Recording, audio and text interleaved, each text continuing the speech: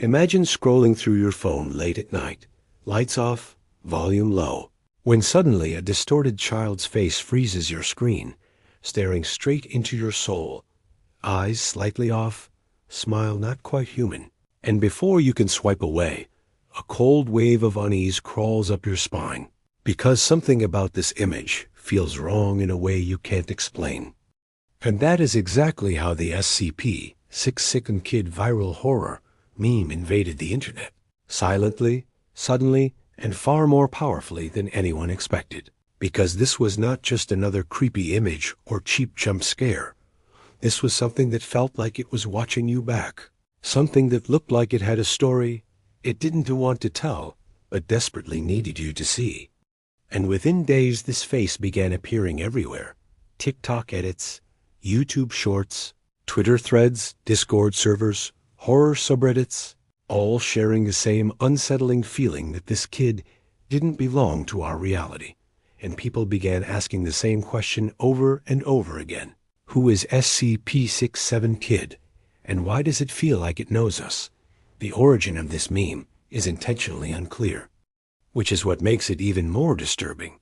Some say it emerged from an obscure analog horror edit. Others believe it was inspired by SCP lore, mixed with AI-generated facial distortion. But no one can point to a single creator or moment where it truly began.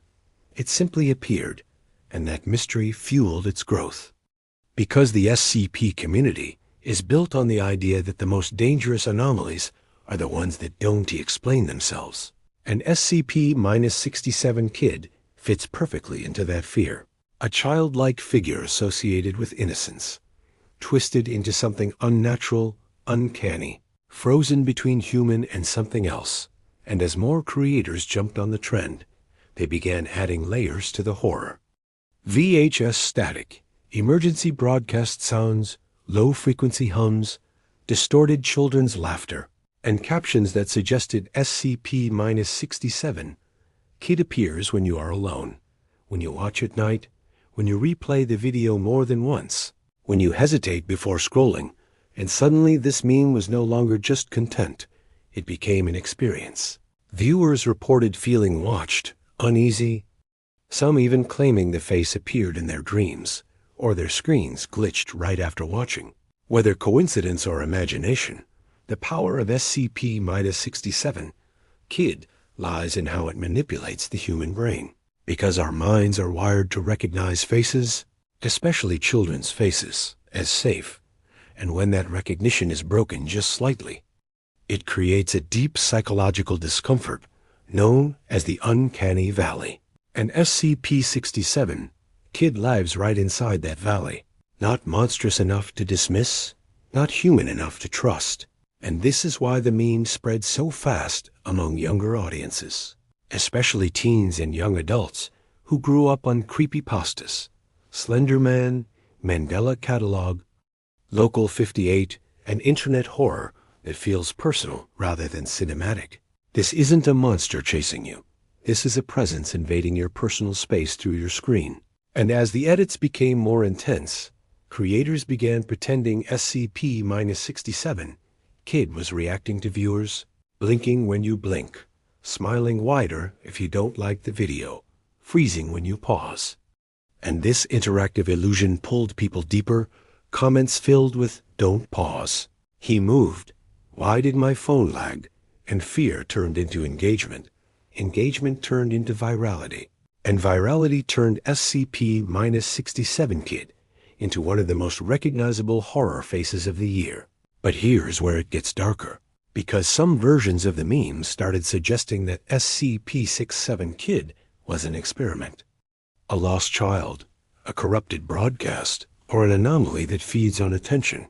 And the more you watch, the stronger it gets, which is why so many videos end abruptly, cutting to static, as if the creator themselves didn't want to continue. And right here, if you're still watching this video, you're already part of the experiment. So if you're re-enjoying this breakdown and want more deep dives into the darkest corners of internet horror, this is the perfect moment to hit subscribe to CreepyVanish.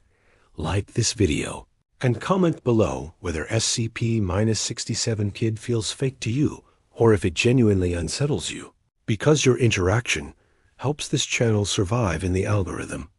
And who knows, maybe SCP-67 Kid notices who engages and who doesn't. As the meme continues evolving, we're seeing a shift in horror culture itself, away from loud jump scares and toward quiet psychological pressure, where fear isn't forced on you but slowly seeps in. And SCP-67 Kid represents that perfectly. It doesn't scream, it doesn't chase, it just exists, staring, waiting, and letting your imagination do the rest. And the scariest part is that no official story will ever confirm what it truly is. Because the internet doesn't want answers. It wants uncertainty. And uncertainty keeps people watching, sharing, re-watching, late at night when they should be sleeping, convincing themselves it's just a meme while their gut tells them otherwise. And as long as SCP-67 Kid remains unexplained, it will continue to resurface in new forms, new edits, new whispers across the web, reminding us that sometimes the most terrifying things are not ghosts or monsters, but images that feel like they were never meant to be seen. So the next time you're scrolling and that familiar distorted face appears again, ask yourself one thing: did you find it? Or did it find you? Because on Creepy Vanish, we don't just tell horror stories. We vanish into them, and once you've seen SCP-67 Kid, it's already too late to forget.